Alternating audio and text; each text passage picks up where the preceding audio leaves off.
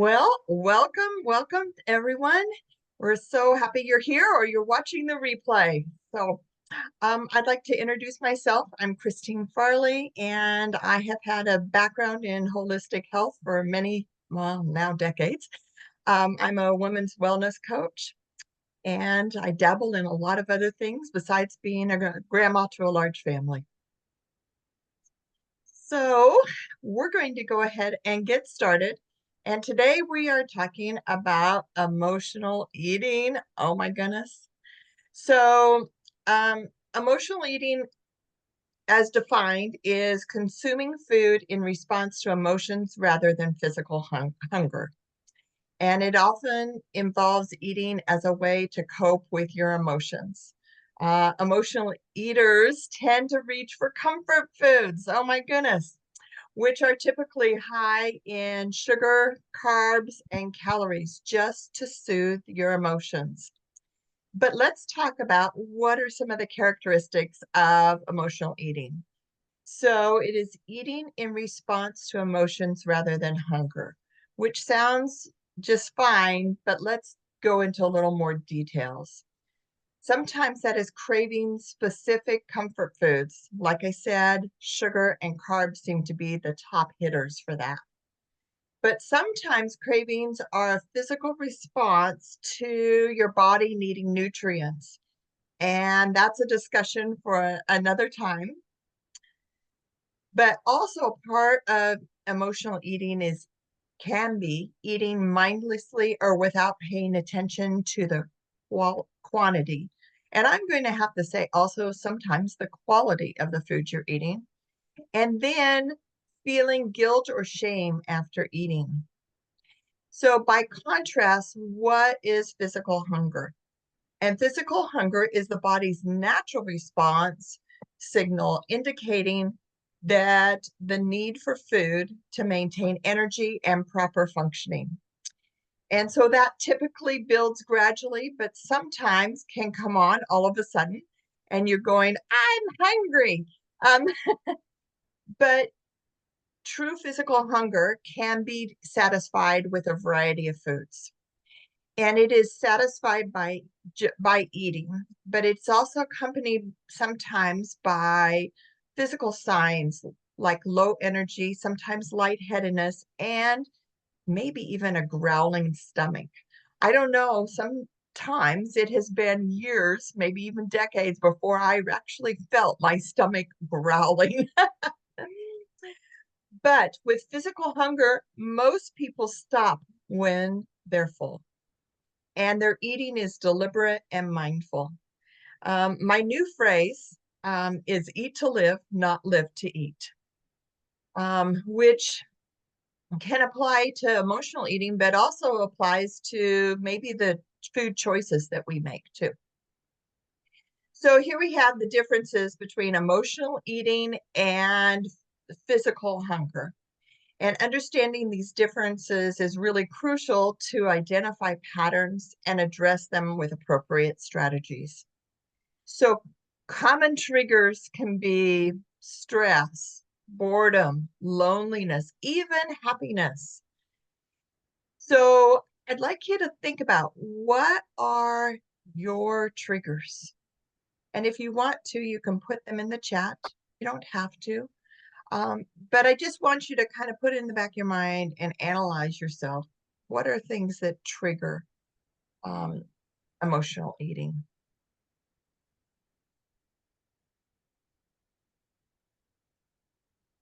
Definitely stress. I think stress is the number one cause of emotional eating. Um, Unfortunately, we are not in a stress-free world. I don't know that there ever has one or will there ever be, but it is a part of managing our stress levels. So let's talk about emotional impact on eating habits. During stress, the body releases that lovely hormone called cortisol, and can increase your appetite and your cravings. And sometimes we often eat to distract ourselves from stress or to find comfort in food. When we are bored, people may turn to eating as an activity just to pass the time or to add excitement to a dull moment, little spice into our lives, maybe. But this can lead to mindful snacking and lots of overeating. Sadness and loneliness are another trigger for overeating or emotional eating because it gives us a temporary sense of maybe companionship or can lift our mood by triggering the release of dopamine, that feel good transmitter, especially if it is things that are like, we know that chocolate actually does trigger that feel good hormone. And that's why it tastes so good and feels so good, and we appreciate that. But using those comfort foods as a way to counteract our feelings of loneliness and sadness don't allow us to really feel what those emotions are and be able to process them. So in my research, I was really surprised to find that happiness and celebrations are also sometimes that cause for um, emotional eating, these positive emotions, um, where food is associated with social events and rewards and celebration, can also feel figure into that emotional eating habits with that positive association. Years ago, one of my midwives that helped deliver my last baby said, party foods are for parties. And we don't have parties every day. Well, but maybe we should have parties every day and have that feel good party feeling. But the party food should be reserved for parties. Um, oh no, I like to party and have fun though too. So anger and frustration are also emotions that can trigger emotional eating. They can channel your anger and frustration into something that feels good and is soothing. I think that's where the word comfort food really comes in, is to soothe your nerves and to soothe those impulses and those emotions that are come up high. But it can lead to that compulsive and choosing unhealthy food choices. So anxiety can create a feeling of emptiness.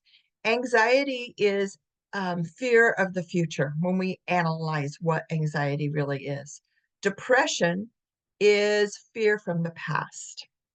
And if we kind of divide those up, anxiety and depression can both lead and create a feeling of emptiness, uneasiness, or just plain agitation that can raise our stress levels. And sometimes we can fill that with food.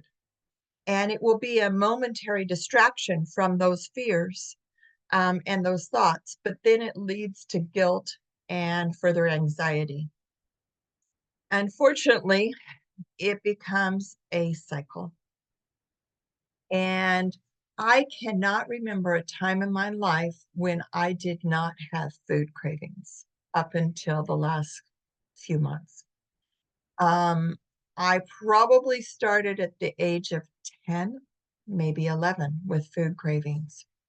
And it also was a trigger that we had to have snacks. Historically, it wasn't until the late 50s, early 60s when snacks became a thing because people ate regular meals, and snacks were not part of our diet. Where it was in the 60s where the advertising train kind of really hit hard with advertising snacks and promoting snacks. And we all had to have snacks, and our children needed to have snacks and that kind of thing. So this is a recent um, new thing, maybe not in most of your lives, but some of us are older to remember that there weren't snacks when we were first growing up. So let's talk about that emotional eating cycle, which is something that I know we've all been on that train. So an emotional event or feeling or stress or sadness comes up. Then we have a craving for a specific comfort food, or maybe not specific, just for food. And there's something very tangible about our mouths. And, we're born, um, and the first thing we do is we cry and then we eat. And so the mouth is really a soothing part of our body. And so we soothe our body with food. Then we eat that food to satisfy an emotional need. And then comes the guilt, shame that sometimes follow. And especially that happens with mindless or unhealthy eating. And then the cycle just keeps going and we get on that spiral, and it's very difficult to break. As someone who has been on that cycle for a long time, I understand how hard that can be, and I understand that the emotions that come with that feeling of shame and guilt are difficult to work through. But there is good news. Let's break the cycle. So number one, it is awareness, recognizing that emotions and triggers can lead to emotional eating. Just that awareness in and of itself can help us to pause before we grab or consume. So other things that can help with breaking the cycle are mindfulness, practicing mindful eating to distinguish between physical hunger and that emotional hunger. And then healthy coping mechanisms, developing alternative ways to cope with emotions, such as exercise, journaling, talking with a friend, engaging in a hobby. Implementing these things can really help. But self-compassion, I think, is a real big one. And that is being kind to yourself and understanding it's okay to slip up. It's okay. You're not going to be perfect. And this is something you did not get into overnight, so you can't get out of it overnight. It's a gradual thing. So we need to focus on progress rather than perfection. So, do you have any questions, Kelly? No, that was very good. One thing I realized later in my life is why am I always wanting to eat? And I realized that it goes back to my childhood. I was diabetic as a child. And so if I ever didn't feel good, my mom would always say, have you eaten recently? And then especially as a teenager, what have you eaten? Have you eaten? And so that was always the first response. If I ever didn't feel good, she wanted to make sure that my blood sugars were okay. Well, as an adult, you feel bad for various and sundry reasons. You get depressed, you get anxiety, you get stressed. And I realized that was the first thing I heard my mother say. Have you eaten lately? Mhm. And so once I realized that, as you say, realizing it is the first step. So thank you. That was very educational. It truly is the first step. And thank goodness we are cognitive beings. And so that trigger of realizing what it is can help us to kind of go. So I appreciate, and then what a great example that is. I think that many of us, the blood sugar is an issue, um, as either as a child or as an adult or as a woman who's been pregnant and those kinds of things, or a nursing mom too. And then those all become habits. So let's talk about some practical strategies for managing emotional eating.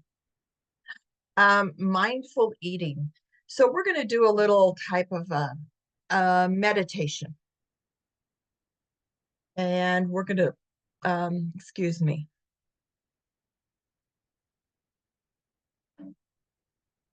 So if you could close your eyes and take a nice relaxing breath and envision your favorite healthy food item. What does it smell Does her like? head count? What does it feel like? What is the texture of it?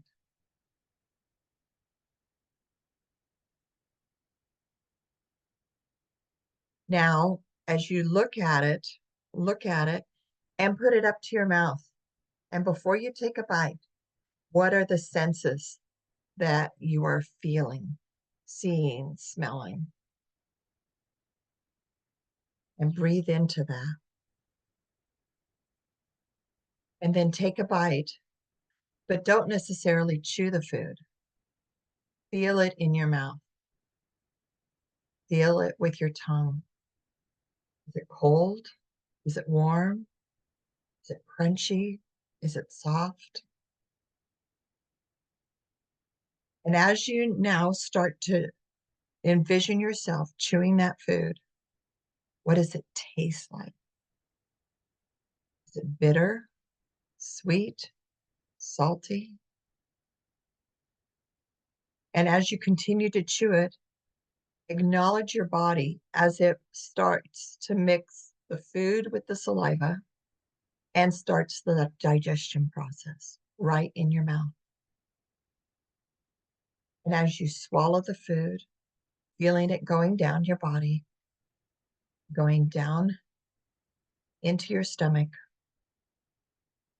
and feel the satisfaction that there is with that food in your stomach as your body is digesting it, breaking it down, sharing those nutrients into the blood, into all your cells, enlivening your cells, feeding them, nourishing them, and helping them to work in their optimum way. Take a nice deep breath. And 2 more deep breaths.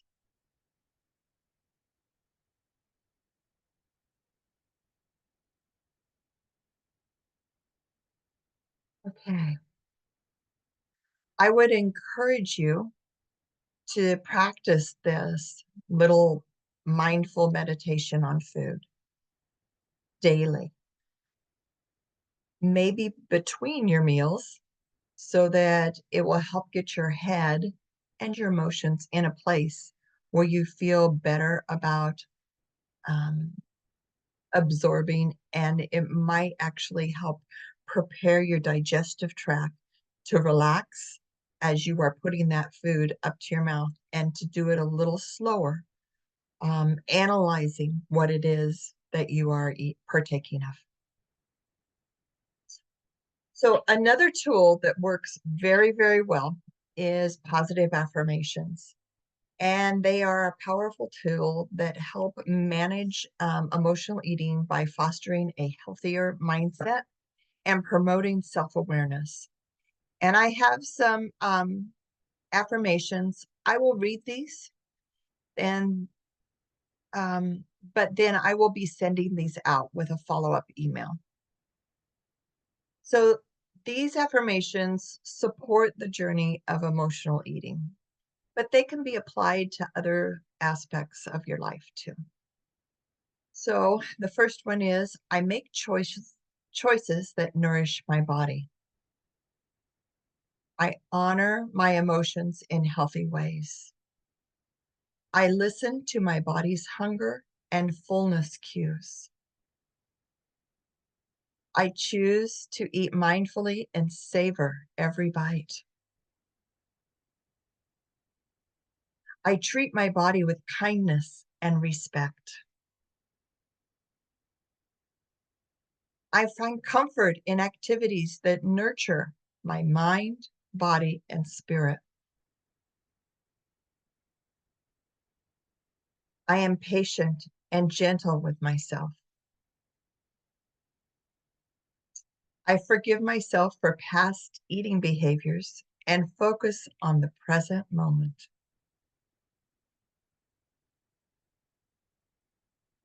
I am grateful for my body and all it does for me. I release guilt and shame and embrace self-compassion.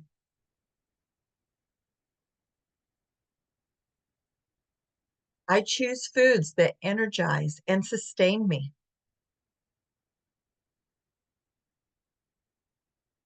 I am worthy of a healthy, balanced, and joyful life.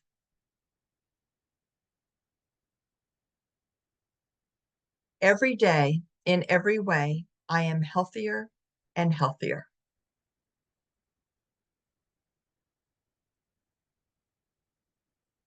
These affirmations can be repeated daily. You can write them in a journal. You can write them on little Post-it notes and put them out as reminders. And they can help cultivate a positive mindset and support your journey to healthier eating habits. So let's go into a stress management technique. And so instead of grabbing food, maybe we just kind of hit some of these techniques. So the first one would be it's called tension and release. That's what I call it. And the first thing you do is you rate your level of stress. Is it a 0 or is it a 10? I don't think anybody's ever a 0, but is it a 10? And then what you do is you tense your body, tense all your muscles, your toes, all your muscles, and squeeze your eyes really tight, everything tight. Clench your jaw, everything. And you do that to a count of 8. And then you release to a count of 8. And you do that 3 times. And what you're doing is you're causing this constriction and relaxation. So the tension and the stress can be released. You do it 3 times, and then you redetermine your stress level. And you should be able to get down to a 4 or less by doing this technique. If it's a 4 or above, I would do it again and repeat it. There are other ways to help manage stress and release this emotional high, the high extreme emotions. And that is journaling, talking with a friend, or a holistic therapist. I will be sending out some journal prompts with the replay that can help. And those are maybe not so much for stress in general, but more about emotional eating. Another thing that has helped me is, and this has also helped with food sensitivities and some other things, is keeping a food journal, noting in it, how do I feel emotionally? How do I feel physically? How much sleep I'm getting? And how much water am I drinking? And having a little journal to be able to go back and go, okay, that was a really good day. What did I do that helped it be a good day? Or that was a real bad day. What are the reasons why? And analyze it. The other thing is sleep. The quality and the quantity of sleep actually determine how we manage our stress. And I believe that next month's workshop will be on sleep. Because that seems to be a trigger for lots of women. The other thing is the amount of sleep we get is also predetermines in many ways how much sustained energy we have throughout the day. So we'll go into more of that another time. Some other healthy alternatives that help me and that might help you too are taking a walk. If I'm really agitated, frustrated, or triggered by current events or things like that, I get on a mini tramp. And boy, I can pound that out. And that feels good. Many of you, I know Kelly's a great gardener, but gardening and even just playing with flowers or going out and deadheading some flowers can help bring our stress level down. The interaction that we have with nature grounds us and helps us to relax and sends us endorphins into our brain and helps us have that feel good without pacifying ourselves with food. And maybe pacifying in the mouth is a good word to use for, as a comparison, emotional eating. We're pacifying our emotions. For me, sometimes going out and feeding the chickens or the cats, or maybe you have animals that you pet and play with, some hobbies. There are also other tools that work really well, essential oils, breath work, flower essences. Now, some of us may even find cleaning a way to reduce stress. But there are many self-care practices, and I'll be sharing more of those in the future. And if you can put in the chat, what is your favorite alternatives that you like to do? And for those of you who aren't doing this live, I know we have Kelly here, but is to think of one activity that you could try and write it down and try and implement that this week. Oh, I love this. Watering the garden and sweeping the floor. There is something physical. Oh, and vacuuming helps about getting rid of the dirt and the dust.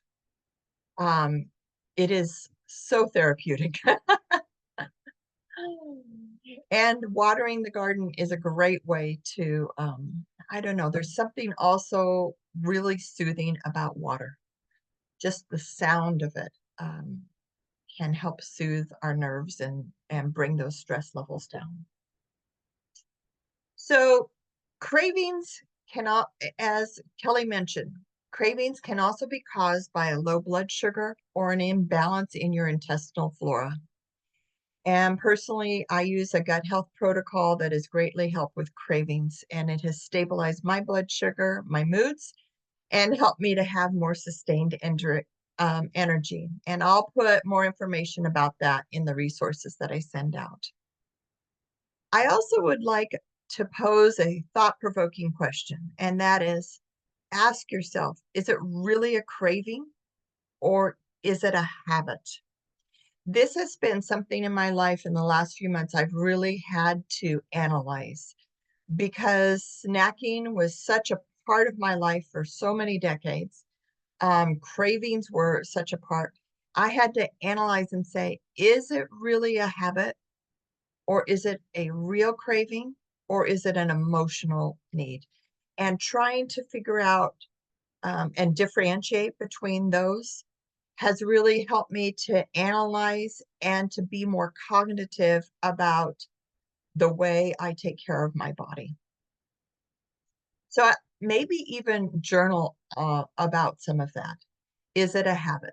Are there certain times of the day that you're always going to grab for some food? Are there certain foods that you always grab? Is it you sit down and watch TV and you need a snack?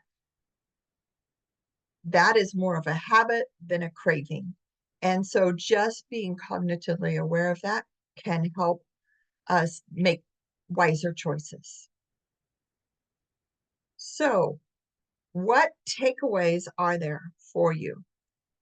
Journal them out, or Kelly, you can share those if you'd like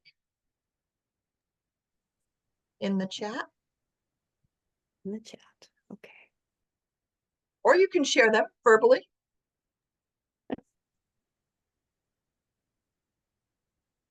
Like you said, just analyzing, is it a habit or a craving? And then finding the reason why. Mhm. For me, that was like like I walked into a stone wall. I went, oh my gosh, and I saw stars. And then it was like the light came on. I'm going, oh my gosh, this is a habit. It's not even a craving. It's not even anything that I need, want, or desire. It's just because we do. So that has been something that has really helped me. And hopefully it will help you too. So I will be sending out a replay of this along with a handout with resources, and that'll be emailed out later today. Many of you know that as a holistic women's wellness coach, I do private sessions and have programs. One of them that I'm just going to share with you real quickly is called the Hot Flash Program. And yes, hot flashes are good. Um, and when we learn how to use that power, and um, during this program, I guide you to see yourself as a woman of possibilities by focusing on a specific goal of your choice. This is a one-on-one 50-minute session. We also will work with any stressing triggers that would be that come up during that time. And then you and I do 3 what I call laser focus sessions. Those are 20-minute sessions as follow-up. And I always include empowerment activities with every session, just like here. You have activities to do some journaling and maybe choose some alternative ways to bring down your stress levels and things. So these sessions are customized specific to your needs and concerns. It includes one 50-minute session and 3 20-minute laser sessions for continued support. And those are scheduled at the end of each appointment. The price for that is $227. The value is $372. Oh, you can't put a And value on that, Christine. It's pardon me? invaluable. Your work is invaluable. Oh, you're so sweet. Thank you, Kathleen. So I'll share that link. That'll be in the handout with the email I send out. So I'd like to thank Kelly for joining us. Those who are listening to the replays, I would encourage you to apply what you learned. And if you'd like to share you know how to get a hold of me. So I will be sending that out, and thank you very much. And I hope you all have a very blessed day.